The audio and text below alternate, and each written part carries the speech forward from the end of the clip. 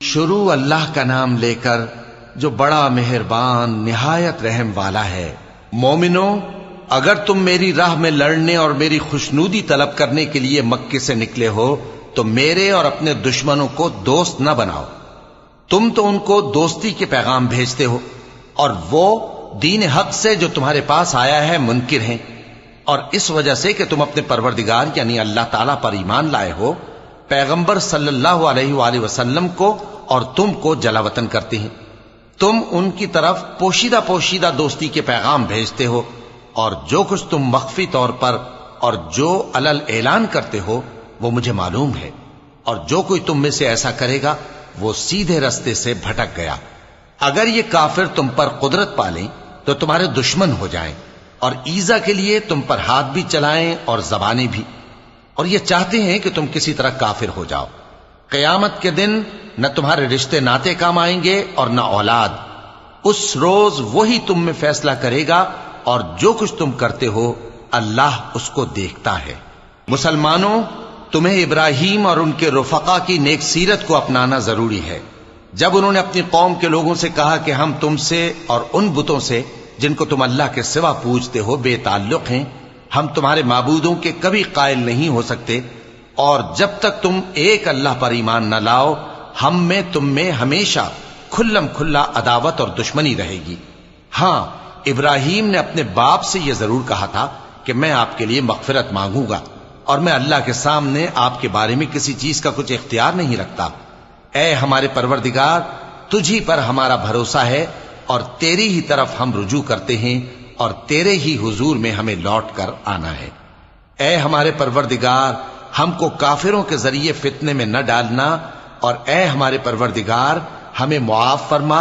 بے شک تو غالب ہے، حکمت والا ہے۔ تم مسلمانوں کو یعنی جو کوئی اللہ کے سامنے جانے اور روز آخرت کے آنے کی امید رکھتا ہو اسے ان لوگوں کی نیک سیرت اپنانی چاہیے، اور جو روگردانی کرے تو اللہ بھی بے نیاز ہے، لائق حمد و ثنا ہے۔ عجب نہیں کہ اللہ تم میں اور ان لوگوں میں جن سے تم دشمنی رکھتے ہو دوستی پیدا کر دے، اور اللہ قادر ہے، اور اللہ بخشنے والا ہے، مہربان ہے۔ جن لوگوں نے تم سے دین کے بارے میں جنگ نہیں کی اور نہ تم کو تمہارے گھروں سے نکالا، ان کے ساتھ بھلائی اور انصاف کا سلوک کرنے سے اللہ تم کو منع نہیں کرتا۔ اللہ تو انصاف کرنے والوں کو دوست رکھتا ہے۔ اللہ انہی لوگوں کے ساتھ تم کو دوستی کرنے سے منع کرتا ہے جنہوں نے تم سے دین کے بارے میں لڑائی کی اور تم کو تمہارے گھروں سے نکالا اور تمہارے نکالنے میں اوروں کی مدد کی۔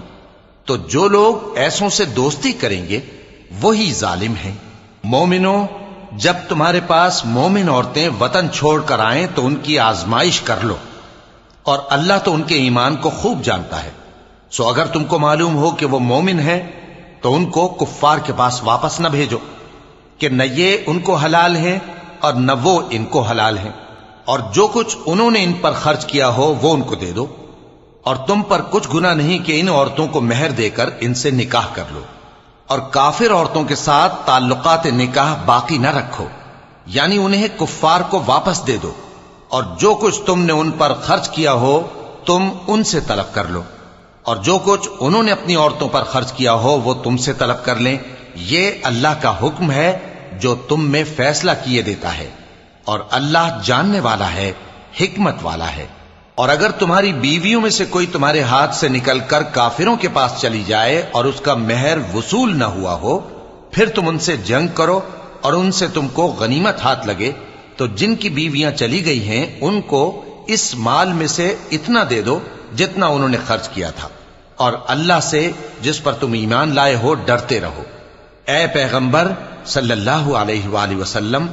جب تمہارے پاس مومن عورتیں اس بات پر بیعت کرنے کو آئیں کہ نہ تو اللہ کے ساتھ شرک کریں گی، نہ چوری کریں گی، نہ بدکاری کریں گی، نہ اپنی اولاد کو قتل کریں گی، نہ اپنے ہاتھ پاؤں کے درمیان کوئی بہتان باندھ لائیں گی، اور نہ نیک کاموں میں تمہاری نافرمانی کریں گی، تو ان سے بیعت لے لو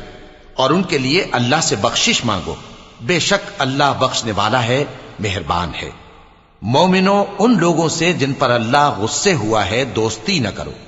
کیونکہ جس طرح کافروں کو مردوں کے جی اٹھنے کی امید نہیں، اسی طرح ان لوگوں کو بھی آخرت کے آنے کی امید نہیں۔